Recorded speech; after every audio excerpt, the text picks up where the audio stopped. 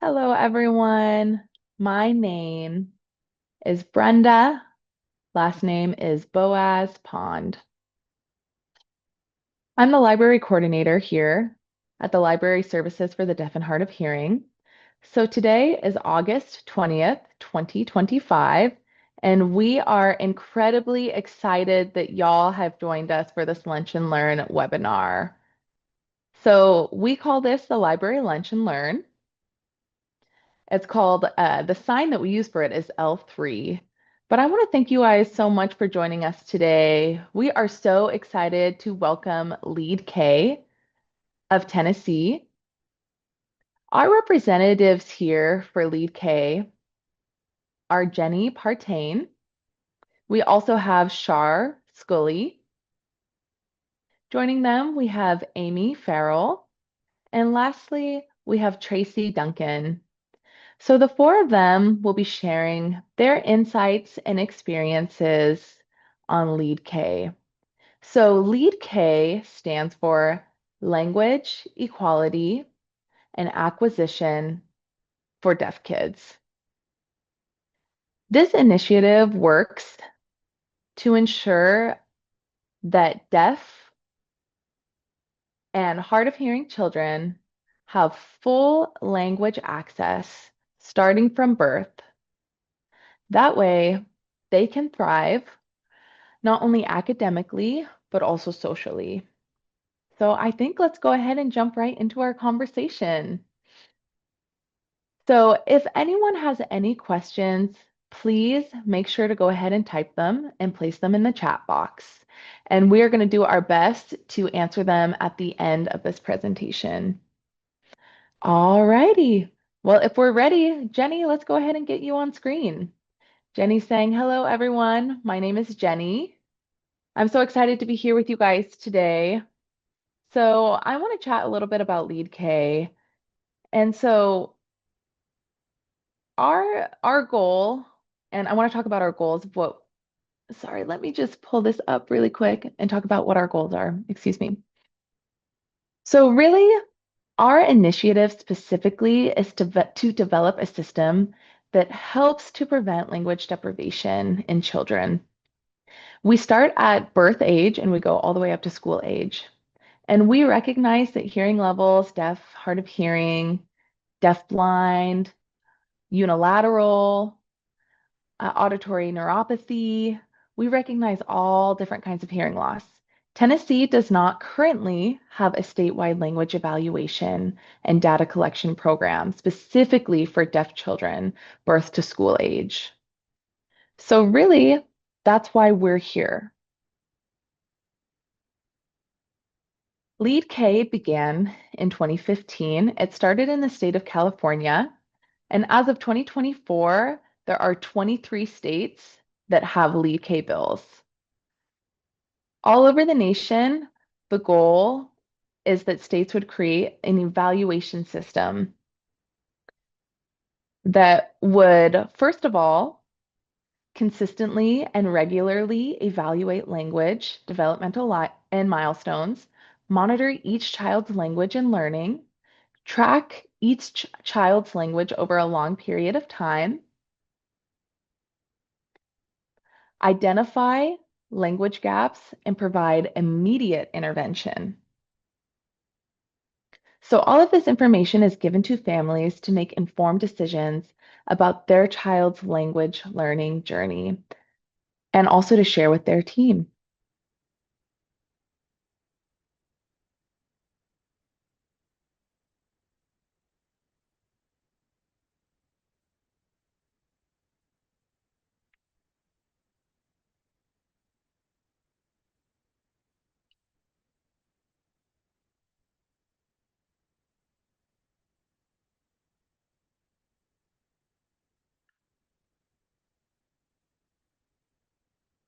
All right, hello everyone.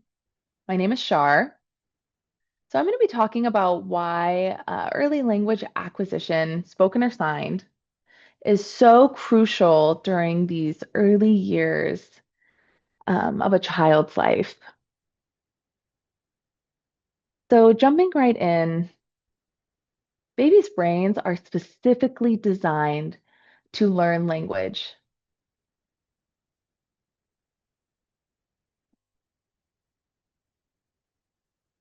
So all babies around the world, there's evidence that show and research that shows that and it's over 30 years of research that shows that all over the world, babies are learning one, two, three, or more languages simultaneously. So that includes both spoken and visual languages. The goal is to prevent language deprivation. There's two different signs that I'll be using and I want to show you. So 0 to 3, the identification journey begins. The environment is void of an environment of a rich, incidental language learning opportunities.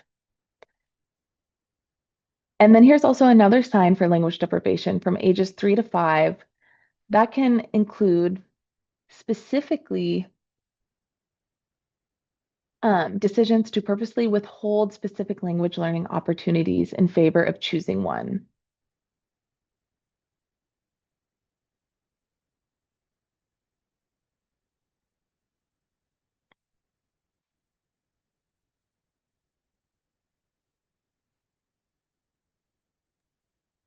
Hi guys, my name is Amy, and I am a parent of a deaf child, and I wanted to take some time today to share our family's journey and why language support is critical for deaf children and their families.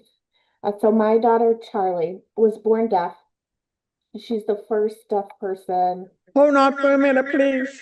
Yeah, I cannot see the interpreter. Yes, thank you. thank you. Uh, so my daughter Charlie was born deaf. She's the first deaf person my husband or I had ever met. And we are part of the statistic that 90% of deaf children are born to hearing parents. Neither of us, my husband or I, knew the risks associated with deafness and how the focus should really be on language. Um, from our medical providers and from TEIS, we were provided information on amplification and assistive technology, but we weren't given any information on language development.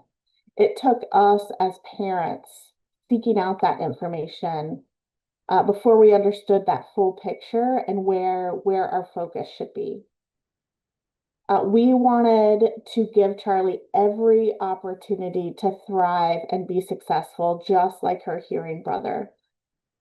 One of the things that we got was the Deaf Mentor and Parent Advisor program. And from that program, we were involved in regular language evaluations in both ASL and English. Since we're focusing on both languages and both modalities. So every 6 months, we had a language evaluation. We understood what was going on with her language development, where her gaps were, and where we needed to focus.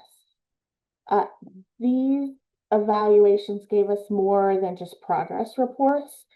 They gave us confidence to understand where she was in her development, where we needed to focus, and gave us so much data going into her IEP.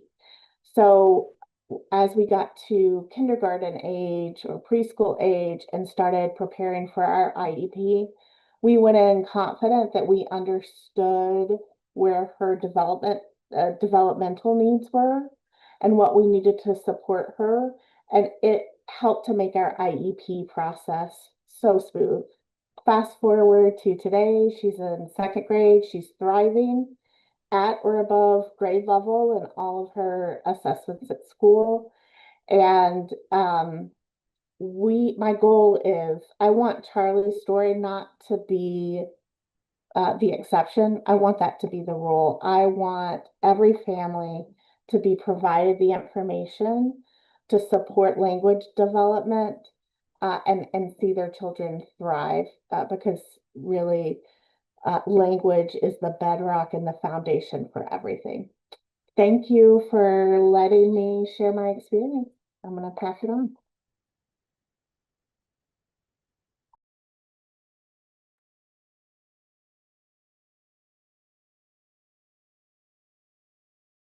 All right, and back to Shar.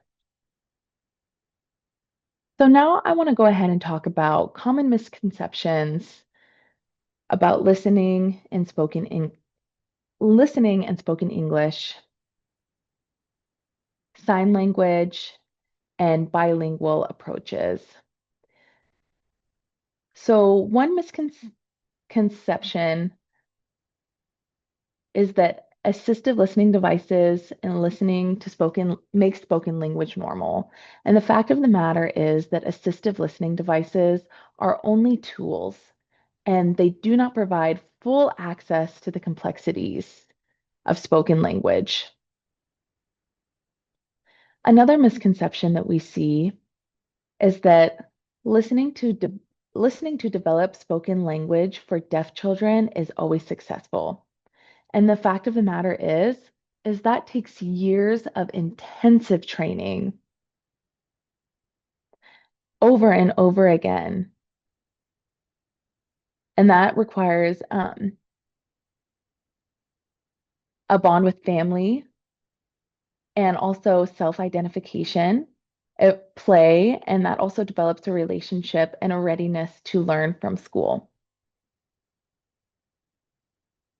It also will help with critical thinking skills and executive function and full access to a world of knowledge that really helps children acquire in their early years.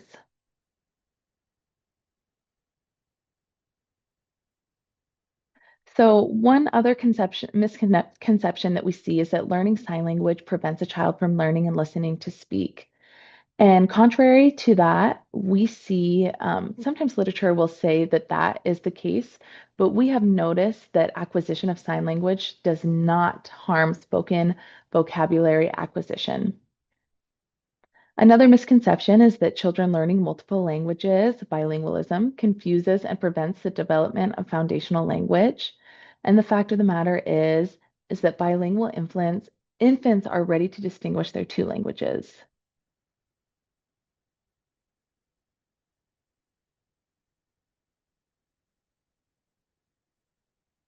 And the interpreter was a little bit ahead of Shar, so I'll go ahead and repeat the fact of the matter. And again, the fact is that bilingual infants, evidence shows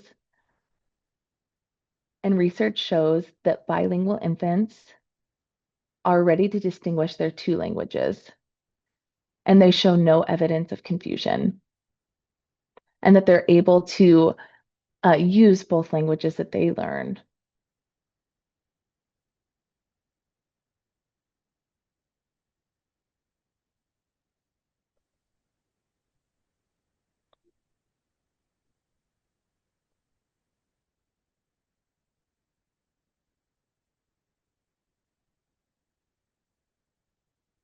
All right, hello again, this is Jenny.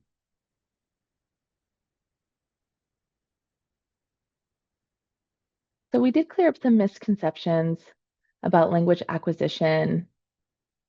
And now we want to talk about misunderstandings of language equality and acquisition in ASL, English, spoken, written, or bilingualism.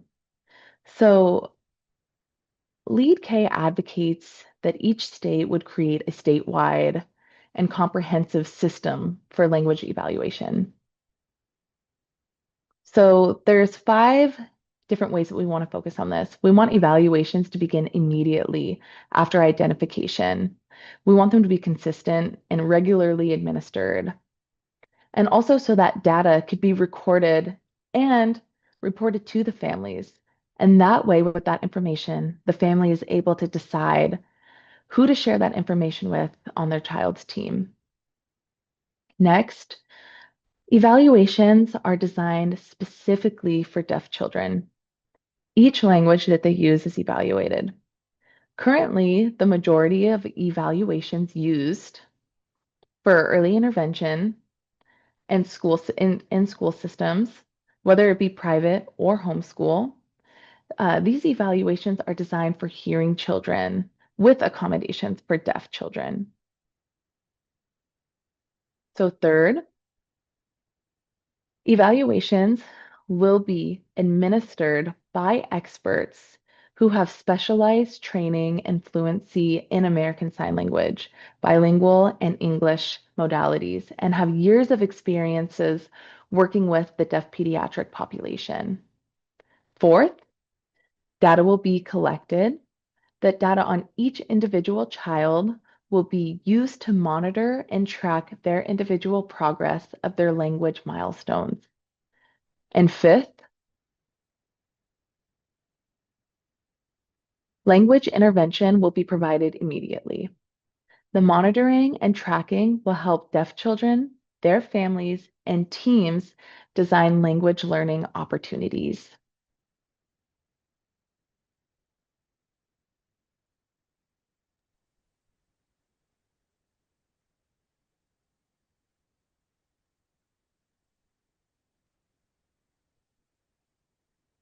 We'll just wait for the interpreter to be spotlit as well. Okay, let's talk about if you're a parent or educator and you don't feel like your child or the child in question isn't receiving appropriate language access or support. What can you do now? There's a couple of things I'll talk through. First, reach out to either your IEP team or your TEIS coordinator and make sure there are language specific goals in your IEP and that they're using whatever language evaluations that you have. Again, Tennessee doesn't have specific evaluations for deaf children, but get what you can use now and assess what their gaps are in ASL and English. And make sure that they treat each language separately. So English evaluation and then a separate ASL evaluation and a plan and specific goals for each language. Another thing you can do is reach out to TSD's parent outreach program to see if you can be a part of the Deaf Mentor Parent Advisor Program. And if that's something that you're interested in, reach out to our email that we'll share a little later so that we can give you contact information before we leave today. For educators, ensure that you're evaluating and thinking through that child's needs in each language, again, separately. So ASL and English. Seek out information on language deprivation and its impact. We've got plenty of resources and studies to share, so also a great excuse to reach out and contact us. Both groups, educators, parents, get involved with us. Share your experiences and share them specifically with your state legislators. Make them aware how important this issue is to you. Personal stories, especially from parents, educators, community members that have experienced or seen language deprivation and its impacts, they're so meaningful and they really put a person and connect that to the issue. So it's not just words on a page. So help us make sure to share your stories and get them out there. All right, I'm going to turn it over to Tracy. Thank you.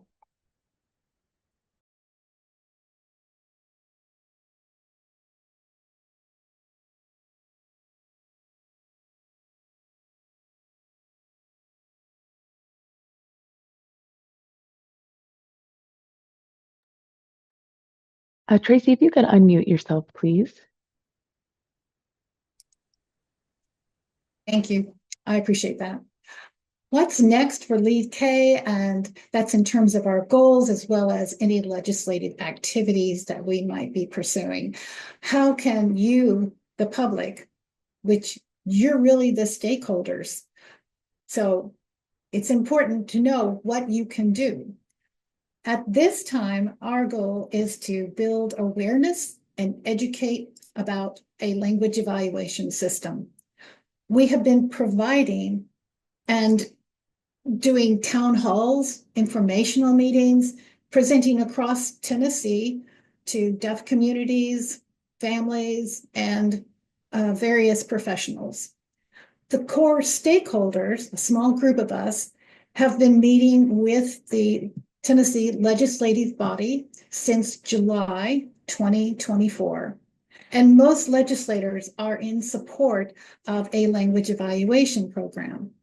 One legislator and a few other education lawyers are looking at different states' Lead K bills and thinking about possibly submitting a bill in January 2026.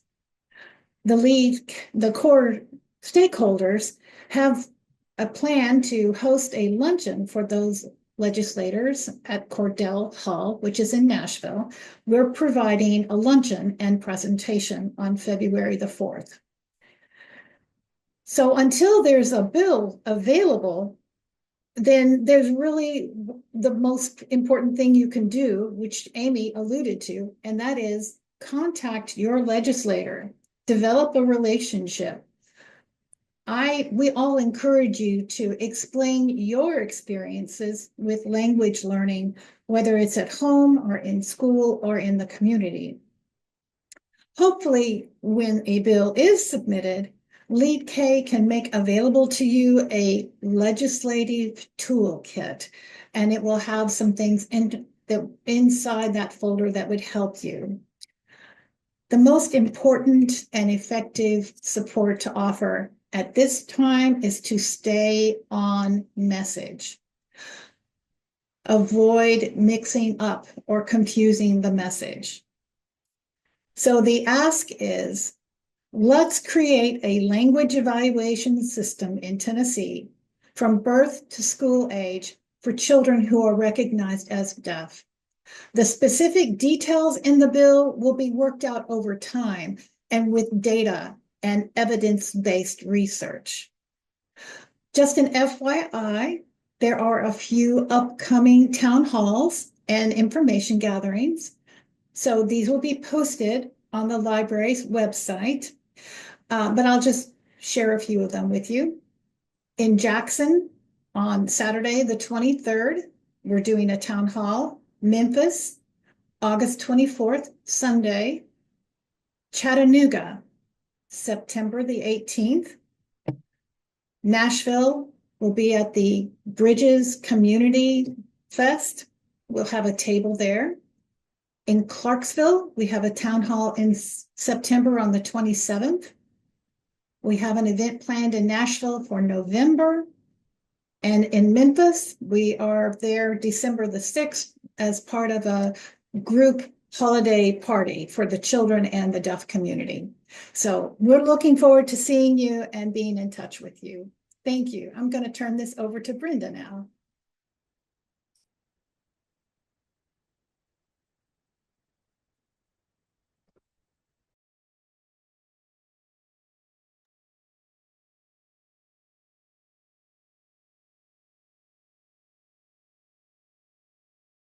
All right. Hello again, everyone.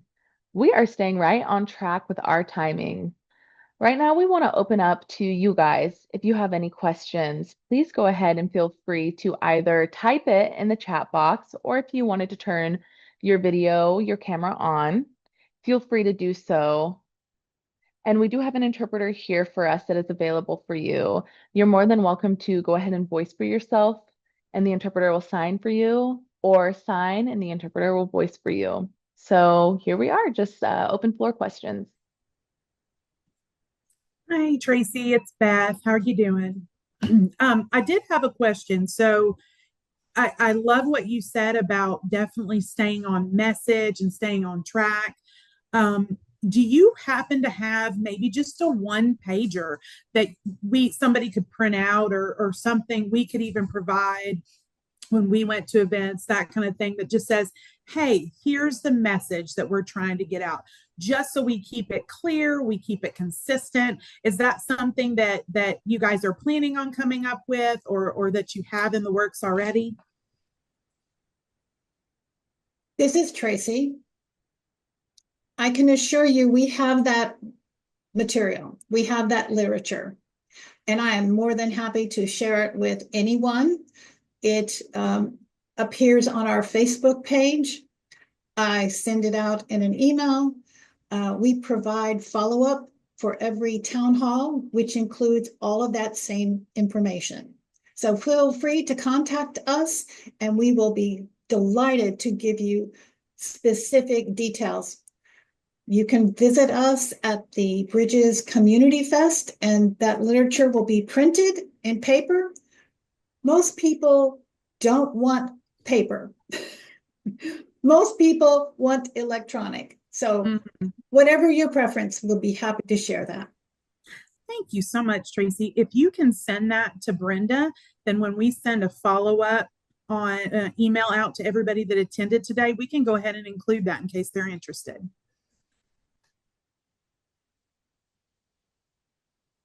Tracy, yes, I had mentioned to Brenda I would be giving that, I would send that information along so that she could send it to those who are participating today. And then this is Brenda speaking. Great. So Chris is going to go ahead and sign his question. He's saying, yes, hello, my name is Chris Partain. I'm from Murfreesboro, Tennessee. And so really, I do have a question pertaining in hospitals and with doctors, the system that they use. Is Lead K involved with hospitals and with doctors, or is that going to be once after the bill is passed? How are we going to know automatically how Lead K can be involved once parents find out that their child is deaf? At what point does Lead K get involved, and what is their involvement in the medical field? This is Tracy. I will let you know that there is a system in Tennessee called Early Hearing Detection and Intervention. It's called EHDI or EDHI. I missed it. Anyway, there is a system, a data system that collects all newly identified or recognized children with hearing concerns. When the bill in Tennessee, okay, I've been asked to stop sharing. I'm going to cut that off. Okay. Stop sharing. So when the bill for Lead K, a language evaluation system, is implemented in Tennessee, those are the details that would be worked out. In other states, there is a partnership between EDHI and their language evaluation system. Although there are 23 states with language evaluation programs, none of them are the same. They're very unique to their state and their system of services to families.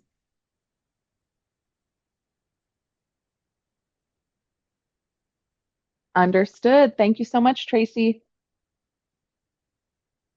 And back to Brenda. Thank you, Chris, so much for your question. Do we have any more questions from the audience?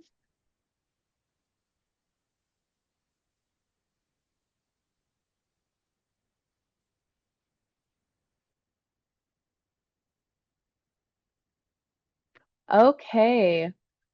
Well, if we do not have any more questions, please know that you are always welcome to email us here at the Library Services for Deaf and Hard of Hearing, and we can relay that to the Lead K team.